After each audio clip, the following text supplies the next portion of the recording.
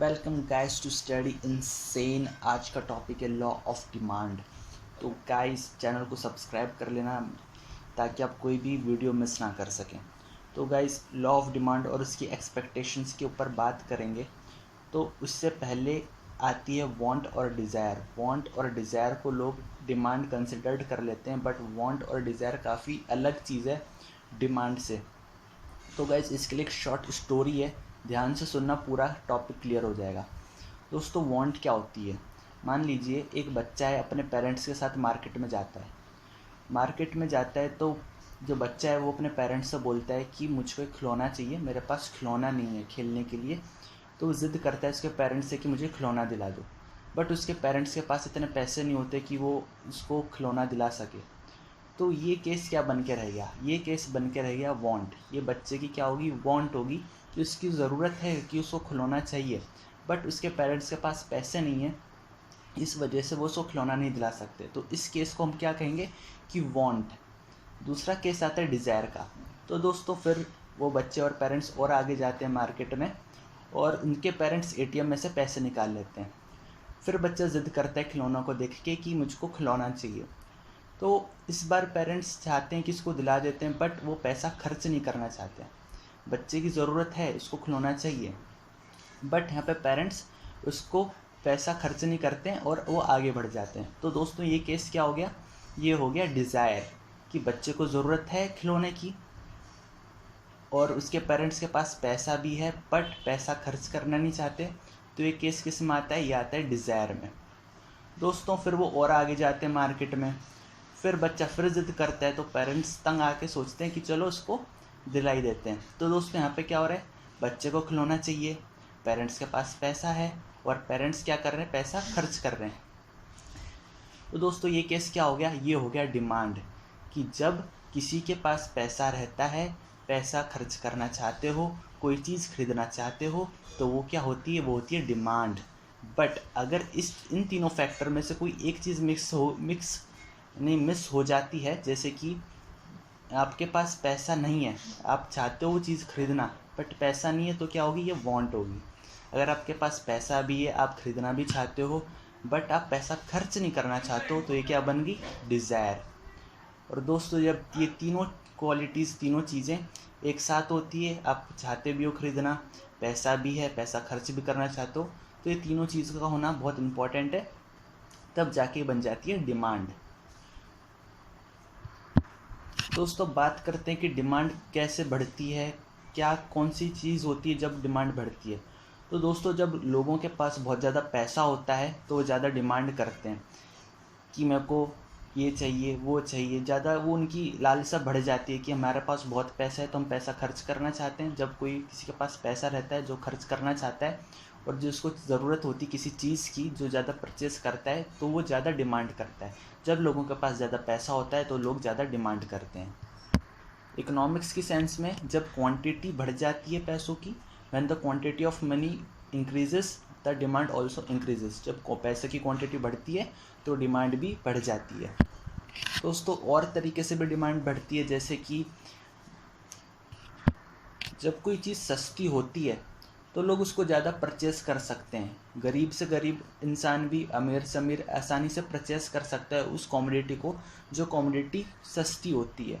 और दूसरी तरफ जो कमोडिटी महंगी होती है उसको हर कोई परचेज़ नहीं कर पाता है, यानी परचेज़ नहीं कर पाते, यानी कि उसकी डिमांड कम होगी। तो यानी कोई किसी कमोडिटी की ज़्यादा हाई वैल्यू होगी, ज़्यादा महंगी चीज़ होगी, तो उसकी डिमांड कम होगी, लोग कम डिमांड करेंगे।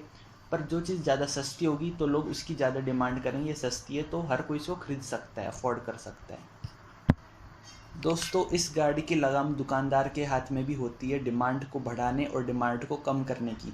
जैसे कि किसी दुकानदार के पास एक कमोडिटी है, वो कमोडिटी की काफ़ी शॉर्टेज है, पर उसकी डिमांड काफ़ी ज़्यादा है मार्केट में। उसके पास सामान कम है पर उसको ख़रीदने वाले बहुत ज़्यादा हैं।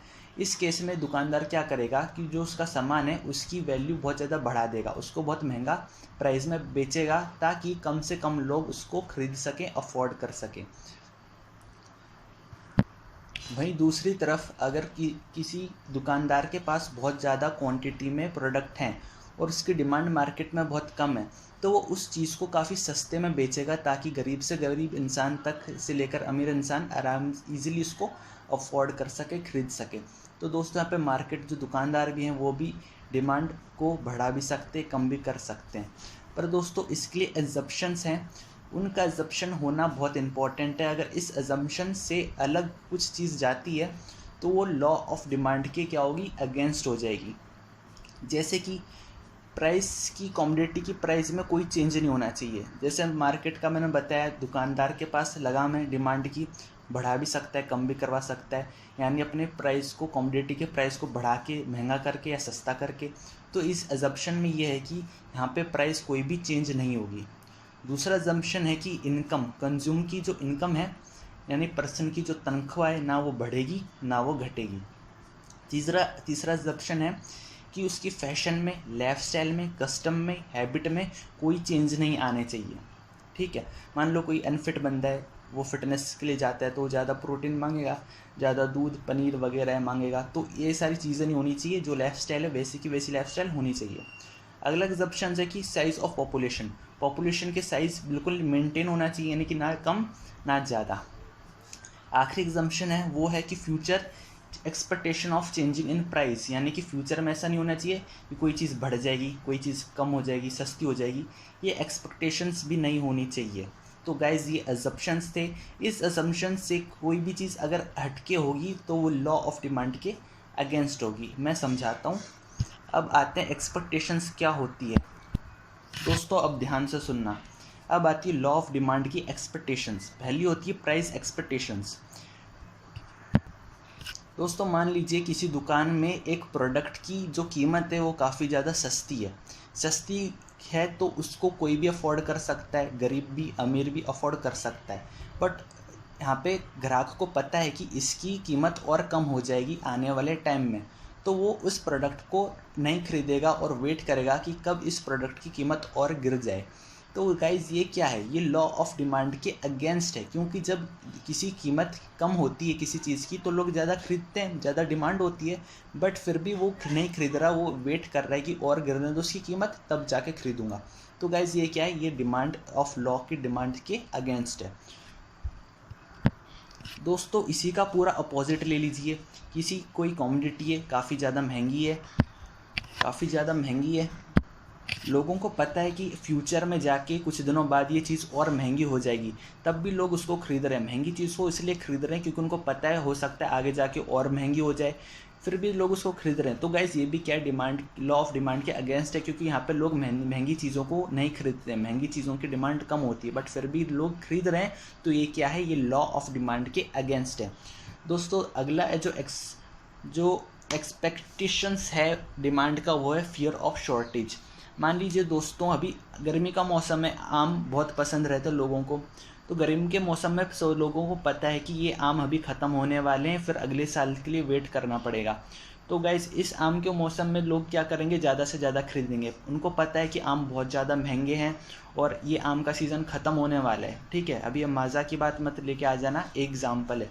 तो दोस्तों आम का जो सीज़न ख़त्म होने वाला है, फिर भी लोग आम को खरीदेंगे, इसलिए खरीदेंगे क्योंकि उनको पता है कि मेरे को वेट करना पड़ेगा, इसके बाद में आम खाने को नहीं मिलेंगे।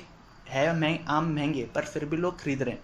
तो यहाँ पे क्या है, ये महंगी चीज़ों को फिर भी लोग खरीद रहे हैं क्योंकि उनको डर है कि कहीं आगे जाके कोई चीज़ ख़त्म ना हो जाए। इसको जैसे कि अभी कोरोना वायरस चल रहा है, तो लोगों को राशन का फिक्र थी कि राशन ख़त्म ना हो जाए। राशन महंगा मिल रहा है पर फिर भी लोग खरीद रहे हैं, सब्जी महंगी मिल रही है फिर भी लोग खरीद रहे हैं क्योंकि उनको डर है कि हो सकता है फ्यूचर में वो चीज़ ना मिले, इसलिए लोग खरीद रहे हैं। तो ये गाइज ये क्या है, ये है लॉ ऑफ डिमांड के अगेंस्ट बात हो रही है। तो ये भी क्या है, लॉ ऑफ डिमांड के अगेंस्ट है। दोस्तों अगला पॉइंट है वो है चेंज इन इनकम। जब इनकम बढ़ जाती है लोगों की तो उनके लिविंग स्टैंडर्ड भी इम्प्रूव हो जाते हैं। मान लो घर है तो उसमें गैराज है, गैराज में गाड़ी आ जाएगी, घर में सोफ़ा आ जाएगा, फ्रिज आ जाएगा, फ़ैन आ जाएगा, टीवी आ जाएगा, एसी आ जाएगा, बिस्तर आ जाएगा, बाथटब आ जाएगा। क्यों आ जाएगा, क्योंकि उनकी इनकम क्या है, बहुत ज़्यादा है। जब उनकी ज़्यादा इनकम हो रही है तो उनकी ज़्यादा डिमांड हो रही है, ज़्यादा डिमांड हो रही है तो वो ज़्यादा चीज़ें कंज्यूम कर रहे हैं। चीज़ें महंगी है, बहुत ज़्यादा महंगी है मार्केट में चीज़ें, पर फिर भी लोग क्या कर रहे हैं, खरीद रहे हैं। क्यों खरीद रहे हैं, क्योंकि उनकी इनकम बढ़ गई है। दोस्तों इसका अपोजिट ले लीजिए, कि किसी की इनकम काफ़ी कम है, मार्केट में चीज़ भी काफ़ी सस्ती मिल रही है, कम इनकम होने के चक्कर में वो चीज़ें नहीं खरीद रहा है। मार्केट में चीज़ें सस्ती है बट फिर भी क्यों नहीं खरीद रहा है वो इसलिए नहीं खरीद रहा है क्योंकि उनको पता है कि ये आगे जाके, क्योंकि वो यहाँ पे सरवाइव कर रहा है, इसलिए वो अपनी ज़्यादा डिमांड नहीं कर रहा है क्योंकि उसको यहाँ पे सिर्फ सरवाइव करना है। दोस्तों अगली जो एक्सपेक्टेशंस है वो है change in fashion. Change in fashion मान लीजिए दोस्तों, अभी बहुत ज़्यादा क्रेज़ चल रहा था किसी चीज़ को लेके, तो वो लोग ज़्यादा से ज़्यादा चीज़ खरीद रहे थे। वो उसकी प्राइस काफ़ी ज़्यादा हाई थी पर फिर भी लोग क्यों खरीद रहे थे? क्योंकि वो चीज़ थी डिमांड में, वो चीज़ थी ट्रेंडिंग में, इसलिए जब सबको कूल बनना था इसलिए सब खरीद रहे थे, ज़्यादा पैसे हाई चीज़ को खरीद रहे थे क्योंकि सबको कूल बनना था। और दोस्तों इसका अपोजिट ले लीजिए, जब कोई चीज़ रहना मार्केट में जिसकी कोई डिमांड नहीं होती, यानी जो ट्रेंडिंग में नहीं होती है, जो ओल्ड फैशन हो जाती है, वो कोई चीज़ आपको फ्री में भी दे तब भी आप लेने से हिचकिचाओगे क्योंकि आपको ओल्ड फैशन वाला टैग नहीं लेना। तो इस वजह से चेंज इन फैशन का भी फैक्टर होता है कि कोई चीज़, यानी मेरे जो कहने का मतलब है, कोई चीज़ काफ़ी ट्रेंडिंग में नहीं है, वो काफ़ी सस्ती है पर फिर भी लोग क्यों नहीं खरीदते? क्योंकि वो होगी ओल्ड फैशन। और कोई चीज़ काफ़ी ट्रेंडिंग में है, काफ़ी महंगी है पर फिर भी लोग क्यों खरीद रहे हैं? क्योंकि वो है फैशन में, चलन में। तो गाइज़ ये भी जो फैक्टर है ये लॉ ऑफ डिमांड के अगेंस्ट है क्योंकि लोग जो महंगी चीज़ें हैं वो खरीद रहे हैं, उसकी डिमांड हो रही है, और जो चीज़ सस्ती है उसको कोई पूछ नहीं रहा। दोस्तों अगला एक्सपेक्टेशंस है वो है बेसिक नेसेसिटी ऑफ लाइफ। दोस्तों मेडिसिन की, रोटी की, राइस की, सॉल्ट की, नमक की, हर चीज़ सबको ज़रूरत होती है। चीज़ भले कितनी भी महंगी क्यों ना हो पर फिर भी इंसान को ख़रीदनी पड़ती है क्योंकि ये बेसिक नेसेसिटी ऑफ लाइफ है। तो ये भी क्या है, डिमांड के लॉ ऑफ डिमांड के अगेंस्ट है। महंगी चीज़ है बट ये नेसेसिटी ऑफ लाइफ है, इसको ख़रीदना ही पड़ता है। तो ये भी क्या है, लॉ ऑफ डिमांड के अगेंस्ट है। तो गाइज़ ये था लॉ ऑफ डिमांड, काफ़ी इजी था, काफ़ी अच्छे से मैंने आपको समझाया है। आई होप आपको समझ में आया होगा। चैनल को सब्सक्राइब कर लीजिए ताकि आप कोई भी वीडियो मिस ना कर सकें। Thank you.